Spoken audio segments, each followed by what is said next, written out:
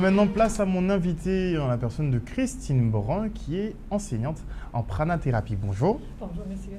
Donc déjà, on va expliquer aux téléspectateurs qu'est-ce que la pranathérapie. La pranathérapie, c'est une méthode douce et naturelle qui agit sur l'aura et qui est facile à apprendre.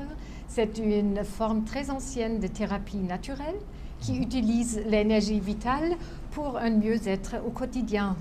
Et le but de la pranathérapie, c'est d'augmenter le niveau d'énergie d'une personne, de renforcer le système immunitaire et de favoriser le rétablissement des forces vitales. C'est vraiment, le but, c'est équilibrer au niveau physique, émotionnel et mental. Et si on l'applique vraiment régulièrement, la pranathérapie peut entraîner un soulagement de nombreux troubles. D'accord. Donc le prana, donc c'est l'énergie, c'est l'équivalent du ki pour les Japonais. Tout à fait. Il y en a d'autres encore, qualificatifs. Mais comment fait-on pour exploiter, être conscient déjà de l'énergie qu'on a et de l'exploiter? Oui. L'énergie vitale, le prana, c'est le mot indien, ça existe partout dans le monde, c'est partout dans l'univers. Chaque corps humain est chargé d'énergie vitale.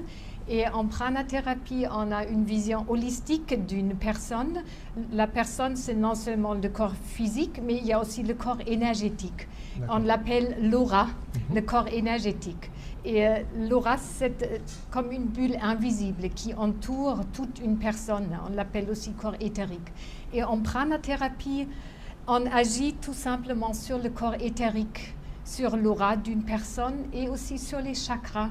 Les chakras, ce sont les centres d'énergie qui sont localisés dans l'aura.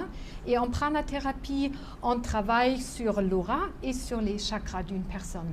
Et qui a créé ce concept en fait de prana? L'énergie existe, mais le concept même d'utilisation de cette énergie en pranathérapie, qui l'a fait? Oui, tout à fait. C'est un concept très ancien en principe. Et le fondateur de la pranathérapie, c'est Master Choa Kok Sui.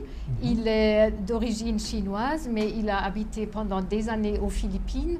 Et c'est lui qui a développé cette méthode claire et systématique pendant plus de 20 ans de recherche en coopération avec des médecins, des personnes clairvoyantes, des guérisseurs.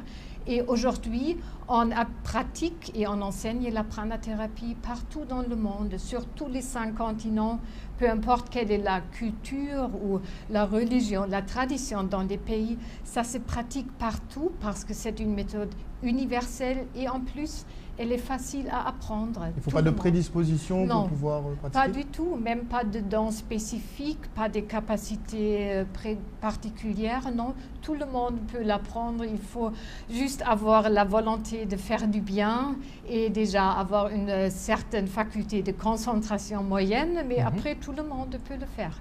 D'accord. Et au bout de combien de temps de pratique on peut vérifier effectivement si ça fonctionne ou pas? Déjà, si on apprend la méthode, ça se fait en un week-end seulement. C'est un cours de base. On apprend toute la méthode en une semaine, un week-end seulement. Et après, on donne des soins praniques aux autres, mais on peut aussi appliquer à soi-même, c'est faisable. Et après, le renforcement du système immunitaire est accéléré. C'est ça le but. Et la personne, en principe, elle se rétablit plus rapidement. Donc c'est pour de la régénération? Tout à fait, exactement. Ça repose, la pranathérapie est basée sur le principe que le corps peut se régénérer tout seul. Il y a le principe de l'auto-guérison, qui veut dire le corps est capable de se régénérer tout seul. Et en pranathérapie, on accélère cette régénération du corps. On active les défenses naturelles du corps, oui. On pense bien que si c'est pratiqué, c'est que vous avez des résultats? Ah, tout à fait. C'est magnifique et c'est pratiqué partout dans le monde. Il y a des milliers de personnes qui le pratiquent et avec des très beaux résultats. C'est pour ça que ça se propage rapidement aussi. Lors de la conférence, il y aura aussi une petite démonstration de la technique. Comme ça, toutes les personnes qui sont là voient comment est-ce que ça marche. Et voilà, c'est intéressant. Mais comment? Qu'est-ce qu'on utilise en fait? Tout le soin se fait avec la main seulement. Ça se fait avec la main, mais sans toucher la personne. Il n'y a pas de contact physique. C'est toujours à distance. Voilà. Mais ce serait quoi justement si on utilise l'énergie, donc l'énergie qui se dégage de nous, mais ce serait quoi alors la différence concrètement avec l'imposition par les mains, par exemple? Oui. En pranathérapie, on ne touche pas la personne, on ne fait pas imposition des mains, non. Il y a 2 techniques en pranathérapie, des techniques principales. Surtout, on va nettoyer la personne, on va nettoyer l'aura et les chakras. Le nettoyage se fait avec les mains, on fait des gestes des mains pour enlever l'énergie, je dirais, usée ou sale ou l'énergie malade. On nettoie l'aura, mais aussi les chakras ou les parties du corps. Et après le nettoyage, il y a la projection de l'énergie. On transmet du prana, l'énergie vitale, à l'autre personne.